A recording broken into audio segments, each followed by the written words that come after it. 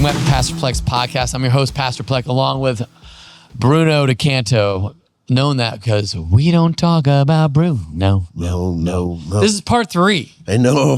Part 3 of a crazy story of a missionary to those who were, I guess, anti-human trafficking missionary. Yeah. Is that a good way to put that? Yeah. So we would label ourselves as abolitionists or anti-human traffickers. Okay.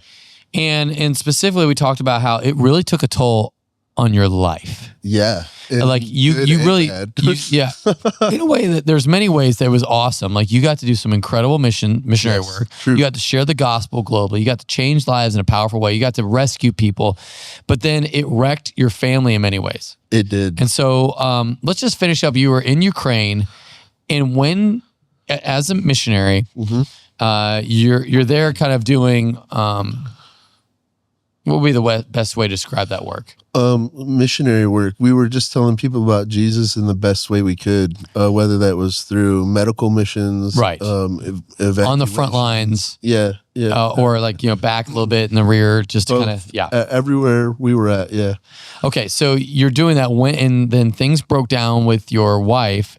How did that happen? And then, at what point did you go, hey, we got to get out of here? Or she didn't want to leave, you didn't want to leave. Like, at what point do you realize, oh no, things are falling apart and we need to get help? So I think she realized we were in trouble before we went to Ukraine, and I did the classic man thing, and I was like, "What are you talking about? We're fine. Yeah. Things are so good right now." Okay. And but then it was actually in the middle of one of our missions in order to get the orphanage. I stayed on the Ukrainian side, and she moved over to Georgia, and she started working from Georgia, and we were working with it separately like this. And is this where she did an interview at some point? She did, yeah. Where she just told everybody who she was and what she did, and it kind of was like... That was after the kids came across. Okay. The Georgian government came in, the president of Georgia was there, all this, and they were like, hey, we need you on stage, and she just kind of was like... All right, let's do it. Woohoo, spotlight. And I was like, whoa, that's not supposed to happen. Right. And I was dealing with a lot. And that's kind of like when I attached myself to the Legion, which I promised I wouldn't do. Oh, so you went to go do some real conflict fighting. I had a lot of steam to blow off. Yeah, I need to go wreck shop on some fools. Yeah, that was not the right move. Sometimes Christians and missionaries, we move before God does. That's kind of what I did there. I started working on my own thing. Oh yeah, so talk to me about that. Like, talk to me what kind of work you're doing. Like when you say you joined the Legion, is this the French Foreign Legion? No, it's the International Legion. The International, which is the one, obviously we know that one more readily because of movies and stuff, but the International Legion, where you go to fight alongside other internationals. Yeah. You're like, hey, put me in, coach. I'm ready to go kill the bad guys. Yeah. And so which team were you on? Who were you fighting? I was with Ukraine, and we were fighting against Russia. And largely I went there as a missionary. I knew a lot of the guys. I was so a long time ago, I went to be a corpsman, and I kept up with my training. I was in combat different times throughout my career. And I was like, well, this is what I'm made to do. It's what I'm good at. And I had received other news before Heather went that I didn't tell her about. And I was just, it was a really hard time. I was dealing with a lot. And I just received news that I was sick, and I was like, they're just saying that. When you say what kind of sick? I had found out that I had cancer. What kind of cancer? Stomach cancer. Like for those who are not familiar with what stuff, how does that work? And like, is it like a hole in your stomach, a lesion, or what is that? So you have these little nodes and tumors and stuff, and depending on how many tumors you have, it's serious. And I had 6 of them, which put me into level 3. So like stage 3 cancer. Like a stage 3C cancer. So tell me about like how that affected your body, how that affected your heart, where you're at spiritually and all that. Yeah. So it affected my body in weird ways. Like I knew something was wrong. That's why I went to get tested because I just a lot of blood in places it shouldn't be. Right. Couldn't eat right. Just nerves. I was really tired. I was angry, but I figured it was just, mission. Right. Spiritually, so after I heard it all, it was really hard, but I decided not to tell anybody because I didn't want to ruin the mission. Right. I was really not questioning God, but I was really angry because I was like, man, I'm all alone. Yeah. I can't tell anybody because I don't want to have to go home. We're in the middle of this operation. Right. You know, the guys need me. My friends are out there fighting. And I don't want to be the guy to get sent home and make everybody stop. And that kind of blinded me to a lot of things too. So how did it progress? Is it like, hey, I saw some blood work, or like, how do you find out you have cancer? Yeah. So I had blood in my stool and it was just getting worse and worse. And I'm like, what is going on here? And then once I got sick eating and I threw up and there was a little bit of blood in that. I'm like, what in the world? So I went to the doctors and I got a colonoscopy and they were like, something's wrong. And then I got an MRI and they're like, something's very wrong. And they were like, it looks like you have stomach cancer. Is this in Ukraine? This is in Ukraine. Yeah. Well, okay. So some of it was in Poland because, all right, I got a colonoscopy in Ukraine in a city called Ternopil. It's not far. It's a really nice city. They have really good doctors. It's where they send a lot of the Legion fighters. Wow. And that's also where I got to go to the hospitals and preach to the guys. Everybody knew me there because I was like always, hey, you want some food? Let me tell you about Jesus? Let's read Bible stories. And then next thing I know, I found myself in the bed like, you got cancer. I was like, oh, man. But I kept it to myself and just... I was like, all right, let me just keep going. Wow. Yeah. And then things started falling apart between my wife and I. I received a letter where she was like, does she know you have cancer? No. You didn't tell your own wife you had cancer? I didn't want to stop the mission. I was like, let's go. Okay, so a relationship breakdown. So tell me what part of your relationship, like the breakdown of relationship there where you won't tell your wife that you have cancer because you want to bring her down? I didn't want us to have to leave and let down the kids because we were in the middle of saving a group of kids. One of them was an American. We were in the middle of... You're like, if I leave now with this cancer, then it's going to prevent us saving the lives of these people. Yeah, in my head, and I still feel this way, if I would have left, and if I would have told Heather, chances are we would have left. And in my head, I'm like, at that point, those kids don't get found because people aren't willing to do the things that we're willing to do to find these people. And so I just didn't say nothing. And we ran it. And things got worse and worse. We started arguing and fighting, and I was resentful. And you're like, I've got cancer. And like, if you drop that, you win the argument. Is that? Yeah, and that's a jerk move, actually. Did you do that? No, I never okay, did. good way to go. Wow. No, she didn't find out until we came back here in the U.S. Wow. Yeah. And so you're like bleeding out, pooping blood, throwing up blood, and she has no idea. She had an idea. She knew, and she was like, what's going on? I was like, it's just stress. She definitely knew about the blood thing. Oh, gosh. Okay. So how do you decide to come back? Like, eventually you're like, hey. So at this point, Heather and I had separated in Ukraine. We were in the house together, but we weren't together. Mm-hmm. She came back from Georgia. We were... it was bad. There's just no communication. And she was like, hey, you have to go. You're going crazy. And I said, I can't leave the family here. So we worked out a deal to where... When she said you're going crazy, what's she mean? Oh. So I would go and I would work the front lines for a while. Mm-hmm. And then I'd come home and just wasn't doing well at night. Dreams, just anger, noises, smells, just anger. The sirens were always going off. Just a lot of weird. And I wasn't doing well, and she was acting weird. And she was also really buddy with this U.S. Marine who was working over there too. Was he a Legion guy too? He was, yeah, yep. And so he wasn't a Christian; he was just a fighter, mm-hmm. And he ended up being like her special bodyguard and her emotional confidant, if you will. And they had like an emotional affair going on right there in front of me. And actually, the time we went to leave I was so, all right. Was he a married dude or a single dude? Single. Oh, okay. Single. We had this moment where I invited him out to the East. And I was like, hey, man, how about you and I run out East real quick? We're gonna do some stuff. And Heather was like, are you going out East with... You can cut that out. And are you going out East? And he was like, yeah, we're going to run this. And she's like, don't do it. He's crazy. He's going to hurt you.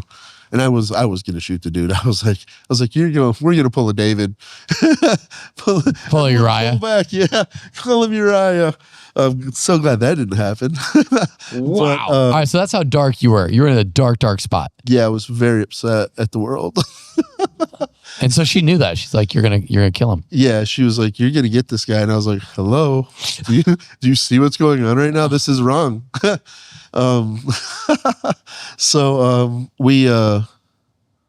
We ended up working out a deal that was, I'll come back and get help, and she would stay out of Ukraine with the girls. So we went to Greece, because Greece isn't that far and it's a beautiful place and it's restful and all that.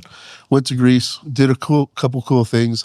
I came home and I went to the Veterans Center out in South Carolina, and I got, what do you call that, when they put you in the home, committed, I got that. Yeah, like you can't leave. Yeah. And I was there for about 2-3 months. So you're kind of all the rage, all the anger, it's just flowing. Even in Greece, when you're in Greece, was it chill or? It was fairly chill. I don't remember a lot of it, actually. I'll admit it. I don't remember a lot of our mission work that we do. It's a blessing and a curse. We can stop doing a lot of stuff. We can remember the ideas, but I don't remember a lot of it because it's pretty heavy stuff. Yeah, man. I do remember we did some cool stuff. We did like the walk where Jesus walked, and got to walk where Paul was at, and I feel like crying. But and then I came home and I didn't want to, and they were like, "Man, you're going crazy." And I was like, "Well, if I can't trust these guys, then who can I trust?" Because we have that team from that group I told you about, and they came to get me, and they were like, "Hey, you really need to get yourself checked in here." And so what happened at this, like, I don't want to call it asylum, but like place where you get committed? So it's a veteran center, and it's largely just a bunch of combat veterans. And it was really awesome. A lot of them are Christians, and they walked me through just sitting down, meditating, all the stuff that I like to make fun of. They were like, sit and do this, and it was really good. Did some EMDR. Yeah. Tell people who don't know what EMDR is. EMDR is this eye movement stuff that helps you unlock trauma, so you can redo it, and then you can kind of go through your trauma and reorder it better, so that way you can file it away with different emotions, so that way when you go through it next time, you're not experiencing the crazy, you don't get the heightened senses, but you're able to experience it like a normal person rather than going. Were you able to kind of bring Jesus even into that? Like, they did, actually. Yeah. That's how I've seen EMDR best used. Is like, hey, as you go back to experiences, I want you to see Jesus right there with you, loving you through this process. 100%. Yeah. So the group that our back end group is a Christian mission organization of veterans. And because of that, when they were there saying, hey, he's a Christian. We want all this stuff centered around Christ. And that's what it was. What a cool ministry. Wow. All right. So you still have cancer at that point. Oh, yeah. You're like, cancer, poop and blood, crazy thoughts of like anger and rage and all that. You go to this place, things get better in your head. Do you slow down? How does your brain unwind? Oh, I don't know. It just did. I just was like slowly normal. But I wasn't normal and didn't realize that really. I thought I was normal. And so your wife was like, you are such a crazy person. I don't want to be around you. Yeah. So she did that. And then, so she came home and we went to this really amazing camp called Life Action in Northern Michigan. Yeah. It's a Christian camp. And it was there that they counseled her they were like, he's kind of crazy. You guys should probably separate. And that's when we started separating. And then after that, she found, in my opinion, she went through counselors that were less than Christian, and they all counseled divorce. And so I was like, I'm trying, and it just didn't matter. And then we moved here to Texas, and that's where we ended up divorcing, unfortunately. All right. So how was that just like with your kids? And like, they've been, you guys have such an intense relationship because the intensity of where you'd been together. I mean, it wasn't like, you'd been in Central America, South America, in Europe, Africa, all over the globe, running and gunning in high traumatic experiences, there's a lot of bonding that goes there, trauma bonding, but then there's also like resentment and buildup and like the anger that they were overcoming. Like how did you process that with them, and like how did they take the divorce? So my older two took the divorce pretty well. My oldest took it very well. She was like, "Oh, well, this sucks a lot." And we paid for a counselor for her too. She was like, "It sucks, but I get it. You know, it happens to everybody." And now she currently does the same work that we were doing. Her and her husband do. My second oldest is autistic. Well, she's got Asperger's. She's high functioning, extreme. You wouldn't know it. Is she like a genius? She's pretty smart at some things. But with her, it was like, it took her a little bit. She got very dark for a little bit, very dark. And she also, so she got a counselor, and they went in through EMDR with her. We put her in a whole bunch of summer camps, and slowly we got her out of the dark, and it was rough for her. My youngest is pretty mad at me still, and then she's not, and she is, and she isn't. But, you know, I like to read David, the life of David, over and over and over and over and over again, because sometimes I feel like he's the one who I really understand. I've screwed up, and I made some decisions, and other people made some decisions, and I know I love Jesus, and it's just, you gotta live life loving Christ and understand that we do things that we gotta live through sometimes. You know what I'm saying? Yeah. Yeah, and it's not been easy, you know. Well, you know this because we know each other. It wrecked my world, man. It took me a long time, but we, you know, the men's group has always been there. It's been a big deal for me, these guys, and you know, trying to learn to work out, and then trying to beat cancer, and trying to figure out how to be a single man, and do I belong in ministry, and am I better, and I still want to, you know, all of this stuff, and all at that same time still working with my back end group, still going and getting EMDR, still trying to become a better man, still trying to be the guy who's healthy and walk and be like, hey, and not put on a mask, but actually be like, this is just me. Yeah. And wow. I don't know how, but just my girls are a lot better. My youngest is still angry. My ex-wife and I, we talk, we're still friends. And how is that possible to be friends with your ex-wife? I don't know. I'm not even gonna say secretly. I would love it if we could get back together. Yeah. I still love her. Well, of course. It's tricky because it's someone I have feelings for, but I also understand that it would never work. I mean, it would be great, but really, aside from Christ doing something amazing, which we all know God can do all things, right? It would definitely have to be a God thing. Why is that? You know, we were very codependent. And even afterwards, we've just grown to be different people. Heather herself has undergone quite a transformation. She's not the same person I married. She came back and she had issues of her own, and she kind of never was able to leave the field behind. She changed her name. She started doing, her gait is the same gait that she has when we're at missions. When you say gait, like the way she walks? The way she walks, the way she talks, the way she analyzes. She's on mission right now. She kind of never came home in a way. So what about your kids? Are they in homeschool, or are they? Yeah, we call it world schooling. World schooling, nice. Oh, yeah, I mean, like, that's wild. I mean, like, I can't imagine your kids going from a combat zone to like, I'm just going to go to regular public school here. Yeah. So a lot of their school is very specialized. So my oldest daughter, her schooling was, she wanted to be a high risk missionary, so she is. My other, she's in sailing and photography. They all are into psychology. They all speak a few different languages. They're all into MMA. But they figure out what their passions were when they were young, and we just, the whole time throughout all of this, we were like, this is your passion. Let's encourage it. Let's grow it. Let's grow it. So their whole life has kind of been a vocational school. So they're actually doing really well, all things considered. It's interesting, with all the hardship and everything, the girls are probably more adjusted than a lot of the people that I meet. Yeah, somehow. sure. I mean, they understand pain, function, trauma, and if they've gone through some good counseling, they're not just sitting like huddled in a corner, you know, holding their knees. True. Okay, so you're not dead. No, I'm very much not dead. So how is that possible when you have stage 3 cancer to not be like, because how long ago did you find out you had stage 3 cancer? 2022. So like that's like 4 years ago. Yeah, I was supposed to not be around past November. Right. Actually. Yeah. So like you're supposed to be dead. You're not dead. Why? Counseling and Jesus. No, and peptides.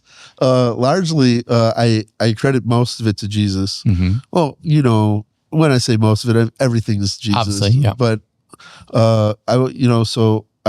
they were like, do you want chemo and radiation and do the whole cancer thing? And I was like, not really, but let's think about it. They put me in this group. It was a support group. And they were like, all right, you go to the support group before you get all of this. So that way you know what's going on and you'll feel comfortable. And everyone there was like, don't do it. I was like, oh. So I was looking online and, you know, there's all these things like ivermectin and BPC. And I found a doctor who was into peptides. And I started. What are peptides? Peptides are amino acid chains. So it's a protein amino acid chain of a strand of less than 50. Okay. So people don't know it. Like what's a normal amino chain? Yeah. So they're a lot. They're very. Like we say 50. What does that mean? It's uber small. Yeah.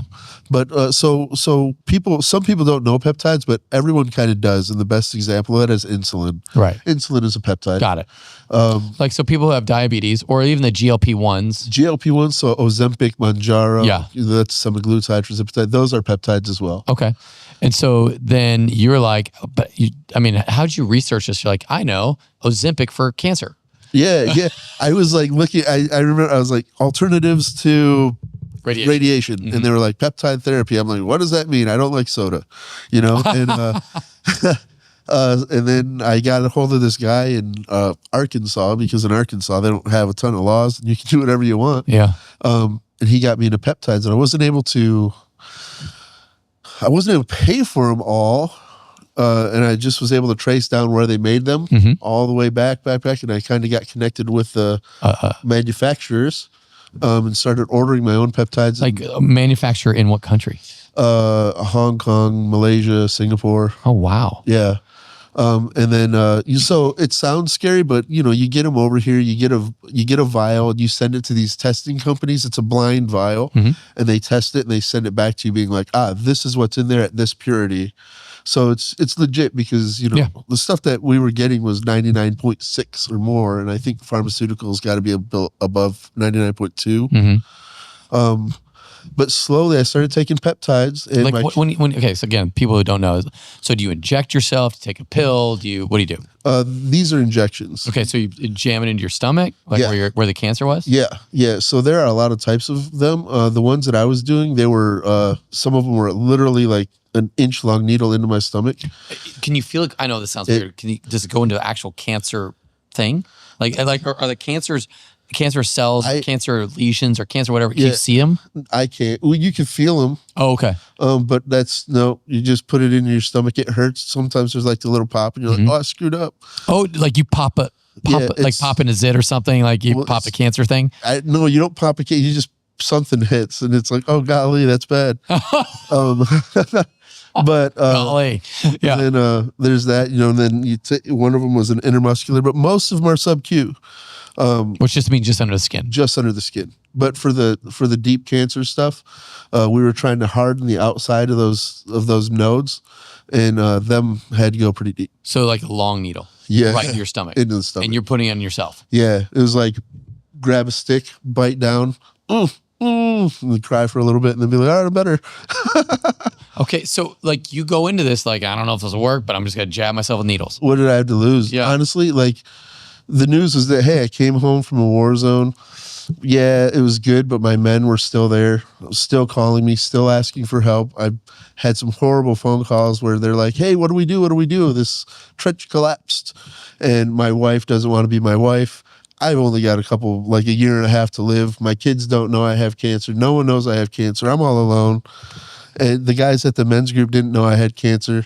I lived in a tent in the woods, and I'm sitting here jabbing myself with a needle, and I was like, all right, Lord, you got this. It's either do or die, I guess. So you're a wild man. Thanks. I like that about me, actually. Like,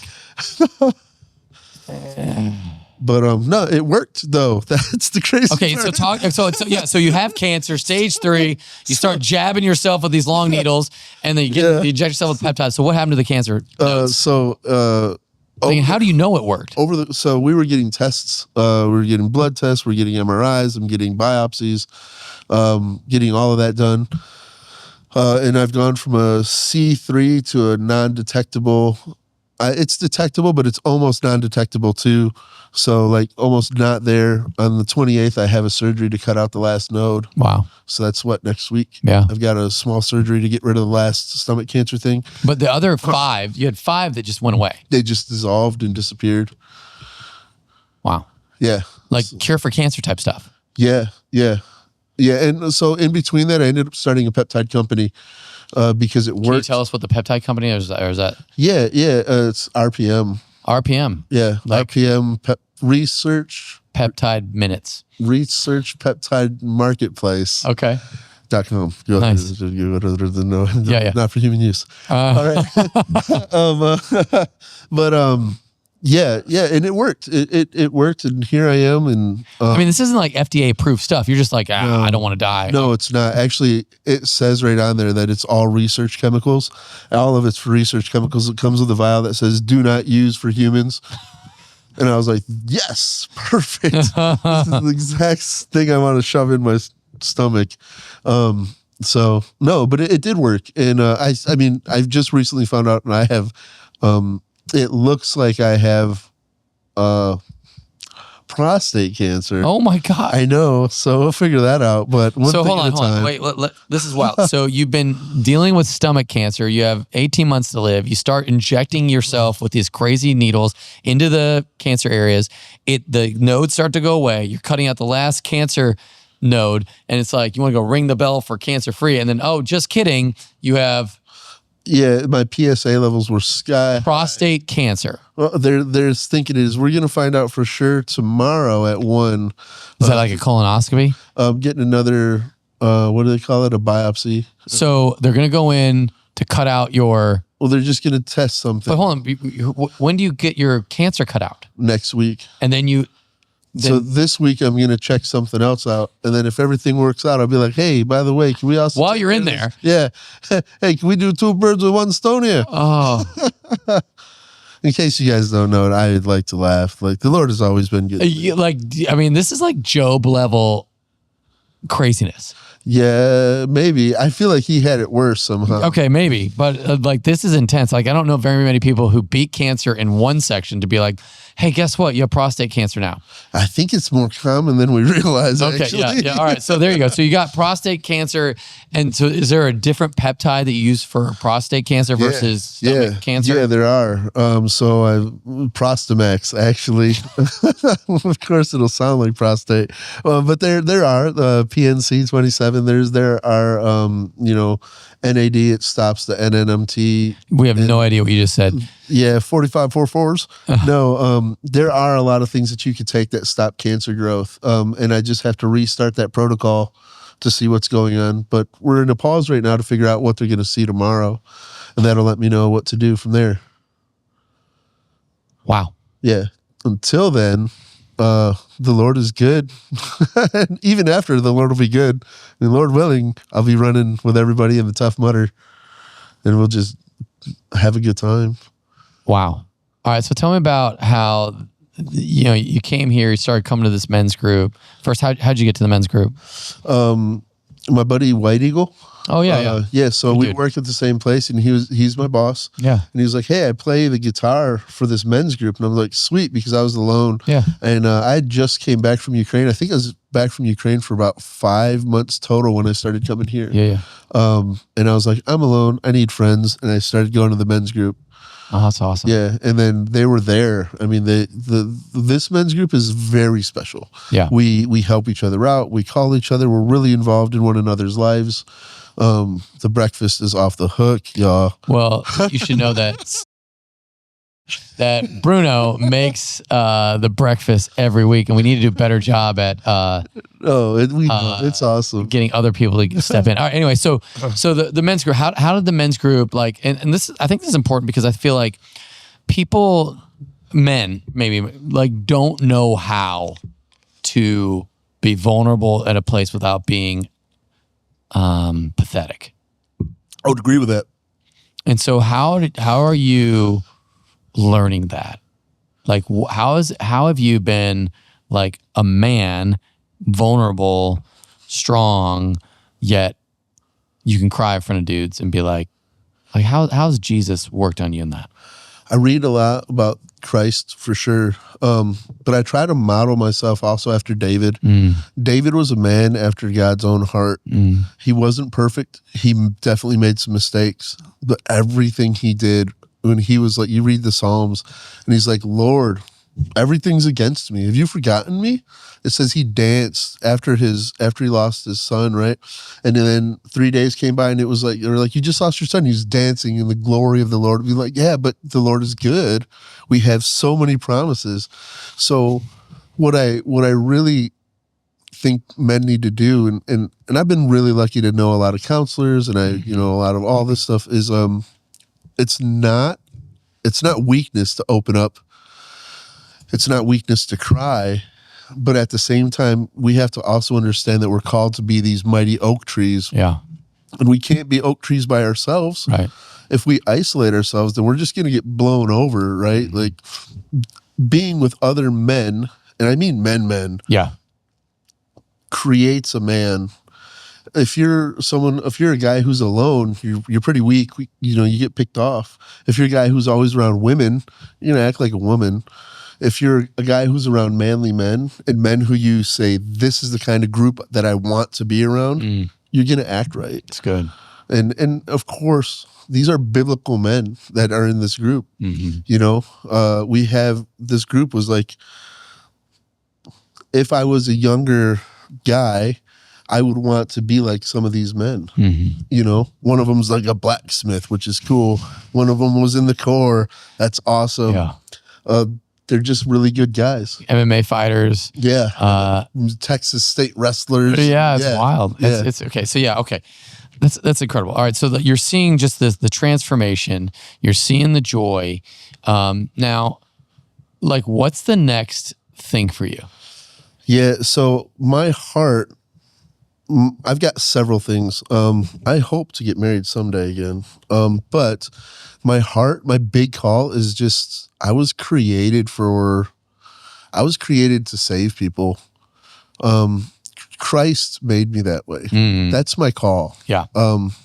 So that's my goal is get back out to the field in some way. I want to get back to the field. I want to be back out there, whether it's logistics or whether it's on the field or whether it's doing, I don't know what or where, but I want to be back at it. It's what I'm good at. It's what I know. I thrive and I do really well normally in that situation. Yeah. So that's my goal, but we'll see what the Lord has too. Maybe, I don't know. So, there's a lot of young men, or just not young, but men and women probably, who feel like a sense of, I want to experience adventure. I want to do something for Jesus. Like, is anti-trafficking a good spot for that? Like, or is that like, you need to be called? Like, that's a calling. I would say it's a calling, but also it's not as fast paced as what we made it sound to be. When you start in anti-trafficking, a lot of it is just sitting there and reading and putting up bumper stickers and calling and, it's a long, unless you get really lucky really quick, it's a long time before you start working with law enforcement and all of this stuff. And but if someone, let's say like, hey, you want to get back out there. And someone said, hey, Bruno, train me. Oh man, in a heartbeat. Yeah. So you're looking for a few good men. I really am. You're looking for some warriors who are ready to go take on the darkness and push it back, and through a stronger show of force, rescue those that are trapped in trafficking. Yeah, I would love, actually something that was on my heart not long ago was safe houses, starting up safe houses for girls and children. And nowadays, young men too. A lot of people don't know with the growing homosexual acceptance in the West. young men are now being sex trafficked just as bad. Like, it's crazy. I think I told you about when we were in Boys Town. It was not cool. But yeah, it's just safe houses is to answer your one question. Like, and okay, sorry, we'll get this. Go ahead. One to question. Answer your question, if there are people who are like, hey, I really want to be like in the take Christianity seriously. Right. There are opportunities for you to grow yourself and stretch yourself right here in the United States. Yeah. If you stand up and if you're bold in your faith, then you will see that it's scary in an exciting way. Right. You don't have to go abroad. You just have to be intentional. Yeah. Yeah. All right. That's awesome. What about speak to those who don't know Jesus, but appreciate what you're doing, but they're like, it just seems like a lost cause. Why go risk your life for those who can't pay you back, who can't do any of that? Like why? So my first thought is, Jesus left the 99 to go and get the one. And I want to do that. The other is, the prodigal son. He didn't enjoy himself when he was out there. Jesus left everything for someone like me. Yeah. And I am not a good person. Yeah. Jesus, I'm a better person now. But there's so much more. There's a promise to be had. There's heaven. It says there's a place where there are no more tears, no more sorrows. Yeah. And I have that promise. It's the same way. It's the same thing that the Elliot said. So there was a missionary in Peru who was flying this little yellow plane, and there were these people that no one had seen, and he was going to make first contact. He went down to meet these guys, and they're like, take your guns. And he's like, no, let's not take the guns. They're like, what if they kill you? And he said, well, I know Jesus. They don't. I know where I'm going. Right. And what if we could save one more? Like, wow, I know where I'm going. Yeah. Jim Elliot, Elizabeth Elliot, that's Through Gates of Splendor is that book. Which is that's awesome. Like, I love that book. And I love that mentality of like, your benefit at my expense because what Jesus has done for me. That's exactly right. Yeah. It's powerful. It says while we were yet his enemies that he died for us. That's crazy because I was definitely not a friend of God, and he gave his everything for me, for you, for George Schmo. He gave his everything. Yeah. And there's nothing better you could do than to do that. Wow. All right, Bruno, we love having you on. We're going to find out what the next adventure is, especially as you take on another cancer. We'll have to bring you back for another round for prostate cancer freedom. And we're all hoping and praying that things work out with the ex. We just need God to do a miracle. Hey, thanks so much, everyone, for watching. Send your questions in to 737-231-0605. We'd love to hear from you. We talk faith, culture, everything in between. And we've been talking to Bruno DeCanto. We'll see you next time as you push back the darkness. Oh, wait, you have one more thing. Peace. We're out of here.